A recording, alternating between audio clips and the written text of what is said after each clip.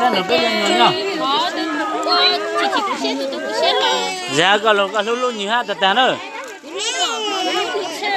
Mình nhiều có quần sao mình nhiều mà. Nó đi chơi đi, chị tao đi nhiều nó để em chơi.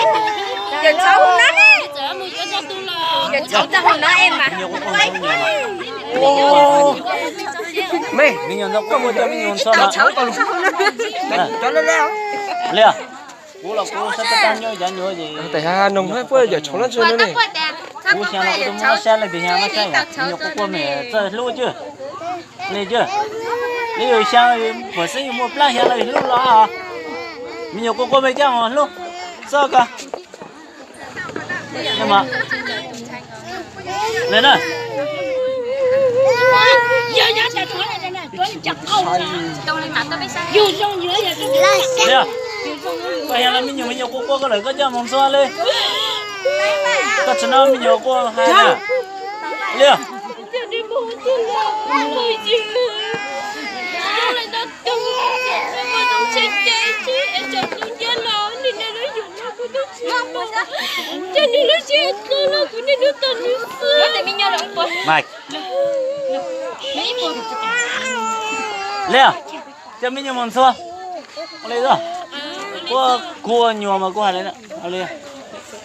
Liêu. Bây giờ mình nhiều yêu sang là nhiều là yêu phải lâu tôi nhớ. Lên rồi.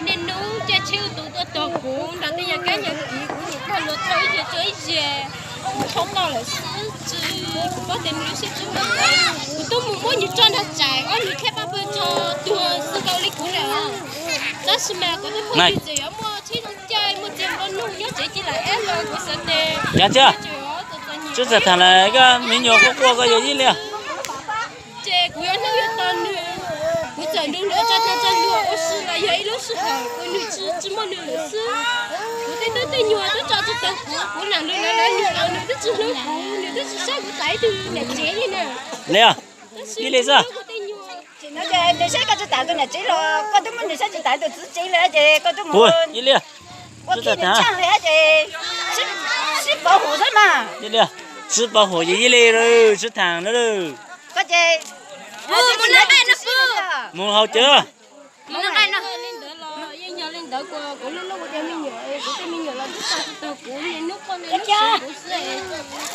nó lên lên thì tiền luôn lúc này cho anh chị là tiền là của cho xe luôn tiền luôn hết của mình nhiều này sao Đó còn lùn nhoi rồi bỏ ra. đi lên có luôn chờ số đi lên Giờ lên là gì đi lên ship thằng à lên sợ. có cứ mua chờ cho rong làm nổi đi lên sao Ngồi lên đây.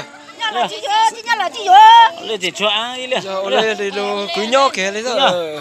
Vừa lên rất rất là. thế chăng này của chơi cho mình có khi mà lên chơi cho mình dễ là lên rồi đi lên rồi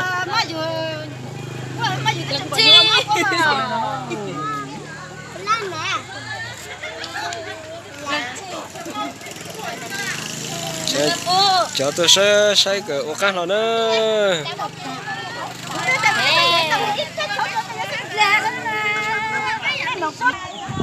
Anh ấy có mà tao tự ý à.